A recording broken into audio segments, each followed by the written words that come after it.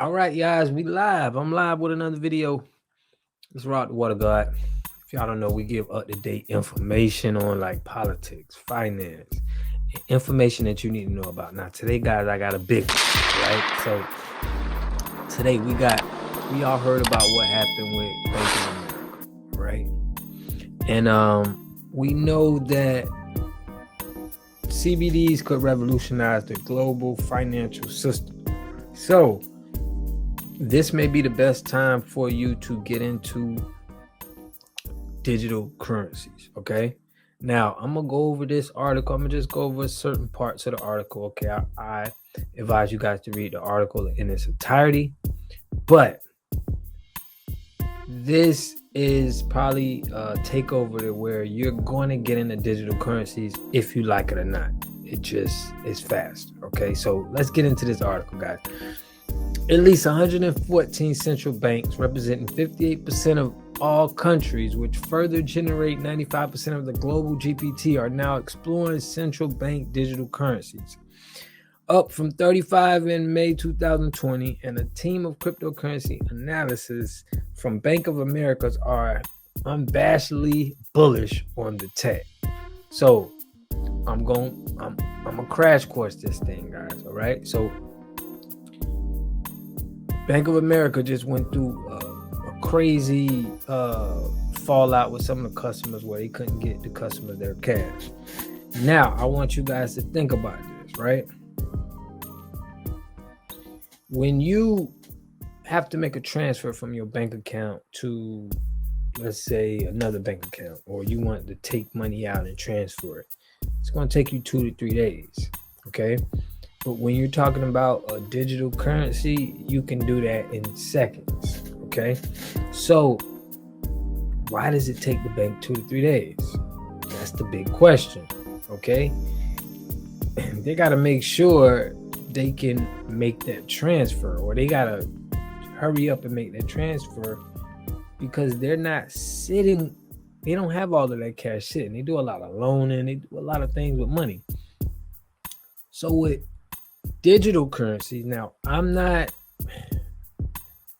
for the central bank digital currencies, okay? I'm advocating you guys to have your own wallet, and I will have a Trezor wallet in the link where you can get your own wallet and you can hold your own digital currencies. Not like how it is in the bank where you have to wait 2 to 3 days to transfer money and you don't have any ownership. Okay, so this is where the world is coming to. So you'll be able to send money across the world. And I think the elites want this because they want to be able to control and send money faster. So they want to upgrade everybody from this old system to a new system. But we got a lot of people, like I got a friend that says, hey man, I don't mess with that cryptocurrency, man, but you're going to if you like it or not. Okay. So stable coins, guys, I've been an advocate on Bitcoin. Stable coins right now, I think it's another way where you'll miss out on digital currencies. That's gonna have to be it's just gonna be worth a lot more than it is now. And that's what I feel on Bitcoin and XRP, a lot of the great tech digital currencies. I think they're going to be valuable because banks is going to have to switch to this system. So Bitcoin, all right, Bitcoin is just a store of wealth for digital currency, and I think now we've seen since the Bank of America how they fumbled all of that money that they had going on, we will see Bitcoin rise. We will see digital currencies rise. Now, you don't want to be on the sideline when all of this is happening, okay? Because it's going to happen, and it's going to happen so fast, it's going to be like, wow. So I suggest everybody needs to get a Trezor wallet, okay? Some kind of digital currency wallet, or they're going to give it to you. They're going to give it to you, or they're going to set this up, but they're going to most likely have control. So that's what I think was trying to be laid out, for the world. But if you don't get a hold of this stuff, and get into this stuff before we see another outrageous pumps, okay, you're gonna miss out. You're gonna be the water God told me that. So I'm gonna get into a little bit more of this article where y'all gonna see how important it is to have digital currency. So here, it says, furthermore, less capitalized banks and payment service providers cannot expand into cross-border payments. The research report argues, due in part to the requirement to pre-fund accounts to corresponding banks. So like I said, guys, these banks take time to 2 to 3 days to even transfer the money. When you got crypto, you got digital currencies where you can get it in seconds, okay, real time.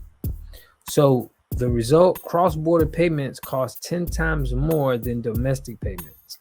So bank to bank, it's going to cost more. They're going to give you fees. It's going to be like $1. Every time I use PayPal, they want to charge me $1. But they're telling you here that, it's a lot cheaper with digital. Okay, almost it can cost you nothing. The researchers also predict that the CBDC adoption will positively impact the unbanked population, which is at 1.4 billion people worldwide and 6.5% of the U.S. population, according to 2021 figures from the U.S. Federal Reserve. So they're trying to get more and more people, to be banking. But it's a tough task they got, guys, with the digital currency. So with this CBDC, it's basically designed to make you feel better about cryptocurrency, but you won't be able to have the gains that cryptocurrency has, because these are just going to be stable coins. It's going to be like $1. $1 is $1, okay? Which is nothing wrong with that. It's always good to have some stable coins. But if you're a believer in this digital asset world, you may need to have some digital currencies that you feel that's going to perform well in the future. So should issuing a CBDC take too long? However, the researchers worry that stablecoins could proliferate even further into cross-border and even domestic payment. Allowing stablecoins to become entrenched will increase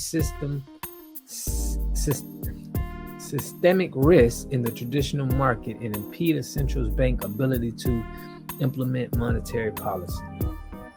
So the report does entertain a future in which both stablecoins and CBDCs can coexist.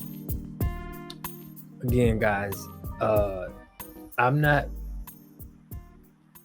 against CBDCs, but I'm more with digital assets like the Bitcoin, the XRP, and coins that I know that's gonna perform well in the future. So to sum this up, guys, what you really need to understand is digital currency is coming. Okay, it's coming fast. So you definitely need to get you some Bitcoin. You definitely need to, this is the best time to be understanding the financial situation, so you know the best route you need to go. Okay, a lot of people are scared of this and they're like, I don't want to deal with the cryptocurrency. I heard it's going up, it's going down, people losing money. But your banks are going to be, I think the banks, the BlackRock, a lot of these companies are going to be investing into these digital assets, and they're just going to give you a stable coin. And they're going to do that because they're going to want to stake and do all other things with the currency and keep your money where it's not really making any sense. Just like, they're doing it with the dollars, but the dollars is also actually a little worse because, we're seeing our dollars are shrinking, okay? What a dollar is buying is less and less and less and less. So let me know what y'all think about CBDCs. My opinion is to definitely, you got to get more Bitcoin. You got to get more of the digital assets that that's going to be around. Let me know what you think in the comment section. I do think Bitcoin is going to turn around this year or next year. Okay, it's going to be it's gonna have no choice but to take off. So we've been in the bear market for a while. So the bulls are coming. All right. So let me know what y'all think, man. I'll catch y'all in the next video. Peace.